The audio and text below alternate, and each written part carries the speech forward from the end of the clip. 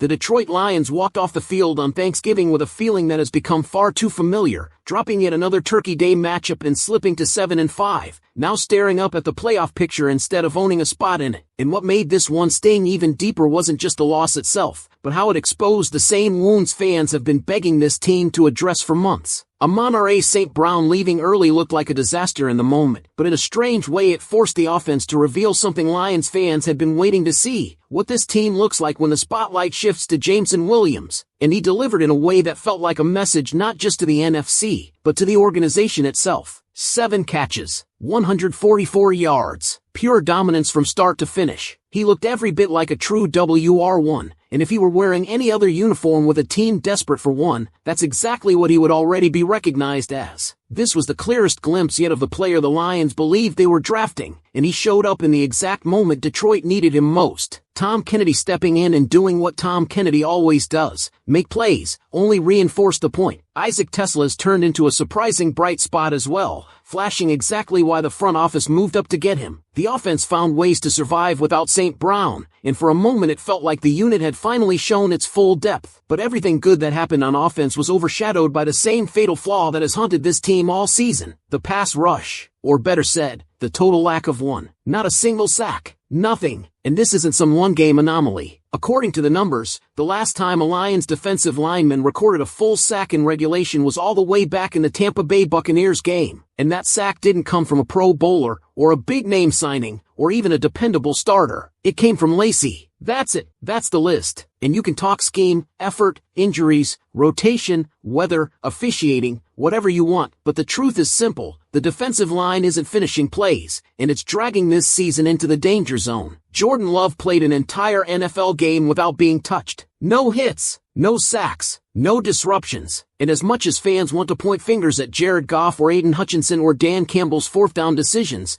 the root problem is the same one that has been ignored for too long. Brad Holmes built a secondary. Brad Holmes invested in the linebackers. Brad Holmes rebuilt the offense. But when it comes to the defensive line, the investment simply hasn't matched the need, and now the cracks are splitting wide open at the worst possible moment. And speaking of coaching decisions, Dan Campbell once again passed on points in moments that demanded them. Fans love the aggression when it works, but when you lose by small margins and hand away momentum, it becomes impossible not to question those choices. The Lions desperately need an offensive coordinator calling plays so Campbell can focus fully on being a head coach. The team can't afford predictable sequences, stalled drives, and missed opportunities when the defense already struggles to get off the field. And yes, the officiating was exactly what Lions fans expected. Missed false starts, missed delay of games, questionable touchdowns, the same pattern you've seen since Brett Favre, Aaron Rodgers, and now Jordan Love. But this team knows better than anyone that relying on the officials is a fool's game. You cannot win a heavyweight fight when you're also fighting the refs unless you dominate. And Detroit didn't dominate. Not defensively, not in the trenches, not in the moments that mattered. The numbers tell the story. Nearly identical yardage, nearly identical third down conversions, nearly identical time of possession. A balanced game everywhere except the pass rush, which is exactly where Detroit got exposed. And now the reality is staring this team in the face. 5 games left, 2 division matchups, 4 conference battles, a brutal stretch featuring the Cowboys, Rams, Steelers, Vikings, and Bears. The Lions could still finish 10-7 and miss the playoffs entirely, becoming one of the best teams in the NFC to watch the postseason from home. The Packers own the sweep. The division record is capped at 3-3, and what once felt like a locked-in playoff season now hinges on a handful of games that could swing either way. And it all circles back to the same issue. If the pass rush doesn't wake up, this team is going nowhere. So the question now becomes, after everything you just saw, after the highs from Jameson Williams and the lows from the defensive front, after the frustration with officiating and the mounting pressure on Brad Holmes and Dan Campbell, what do you, the fans, think? Do the Lions have enough left in the tank to salvage this playoff push, or is this season slipping away right in front of us? Picking up right where we left off, the truth is that everything surrounding the Detroit Lions right now feels like a crossroads moment, the kind of stretch in a season where identity is either cemented or shattered. And as much as the team showed fight on offense without Amon-Ra St. Brown, that same fire hasn't shown up on the defensive front in weeks, and it's becoming impossible for fans to ignore. What makes this situation even more frustrating is that the offense is proving it can adapt. Jameson Williams didn't just step up, he looked like a franchise piece, a guy who can carry a passing game when everything else is falling apart. Isaac Tesla showed flashes of why the team believed in him, and Tom Kennedy continued to do the one thing he has always done: seize every opportunity he's given. This wasn't a team that folded when its star receiver went down. It was a team that answered the challenge. But answering challenges on one side of the ball isn't enough when the other side continues to collapse in the exact same way every week. The Lions cannot afford to keep trotting out a defensive line that goes entire games without recording a sack. And when the last full sack from a defensive lineman in regulation goes all the way back to the Tampa Bay game and comes from a depth player like Lacy, that's not a slump. That's a structural failure. It's a roster issue. It's a construction issue. It's an identity issue.